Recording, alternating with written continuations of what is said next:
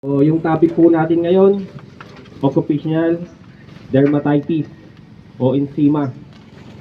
Alam po ba natin yon? Eczema. So, dito sa word na occupational, yun po yung trabaho. At eczema naman, yun po yung sakit na nakukuha natin dito po sa loob, gawaan natin, kung saan madalas po nakukuha natin sa mga chemical, cleaning material, no? At sa mga ginagawa po natin dito sa loob gawa natin, lalong-lalo na po yung mga critical, lalong-lalo pa yung mga welders, saka ano pa, painter, saka yung mga nag-grind. Kasi may mga nickels yun na tumatalsik na pwede natin malanghap. Lalong-lalo na po pag hindi po tayo nagsusuot ng mga PPE na kinakailangan natin habang tayo gumagawa. Ganon din po sa mga hindi nagtatrabaho o di kaya dumadaan lang, kasi nga mayroon pong allergy reaction po yon. Pag mayroong allergy, nalalanghap mo, nagkakaroon ka ng allergy, nagre-react po siya.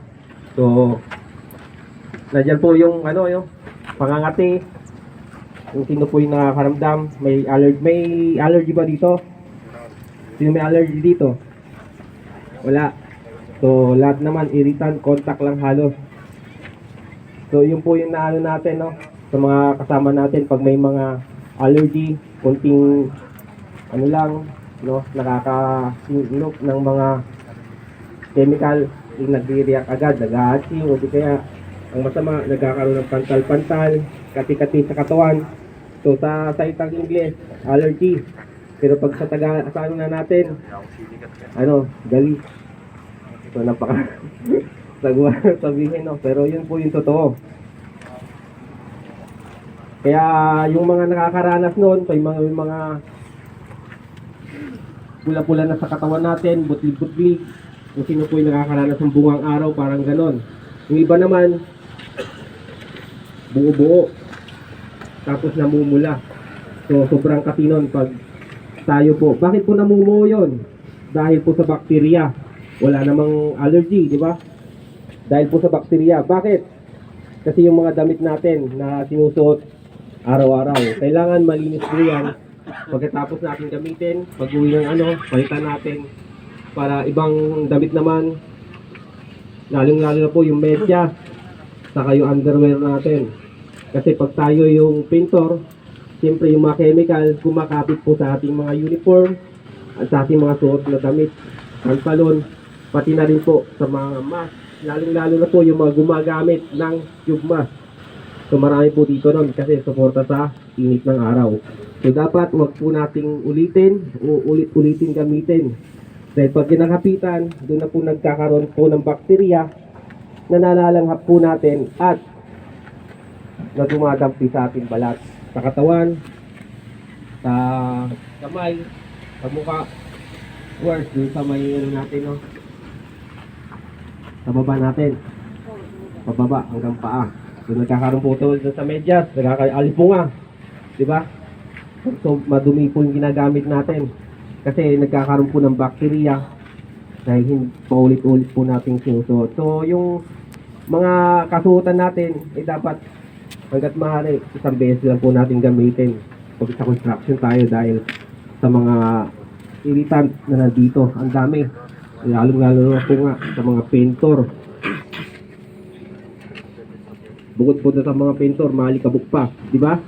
Mga grinding, mga nagkikiping, so halo-halo na. Pag inulit po natin ulit yun, tapos na-expose tayo sa mga alikabok, pwede po tayo, magkaroon ng sakit.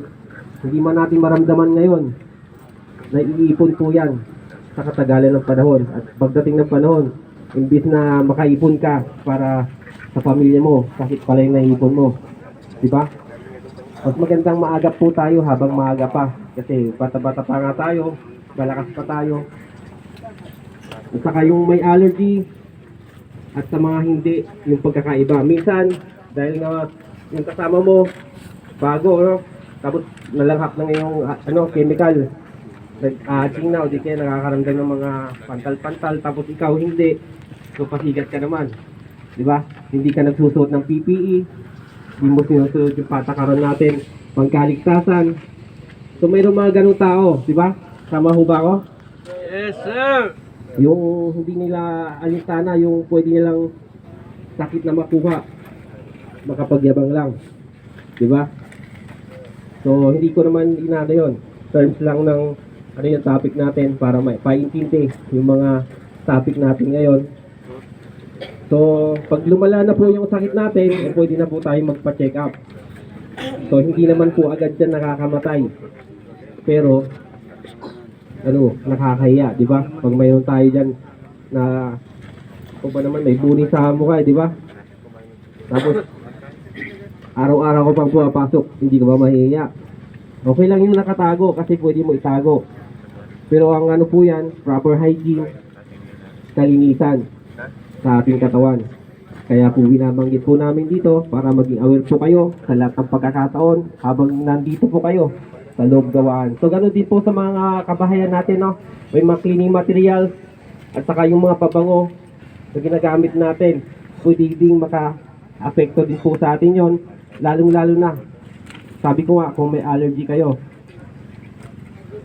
At lalo din po, pag sobrang tapang ng mga chemical na ginagamit natin sa katawan. So marami po tayong ginagamit. Diba?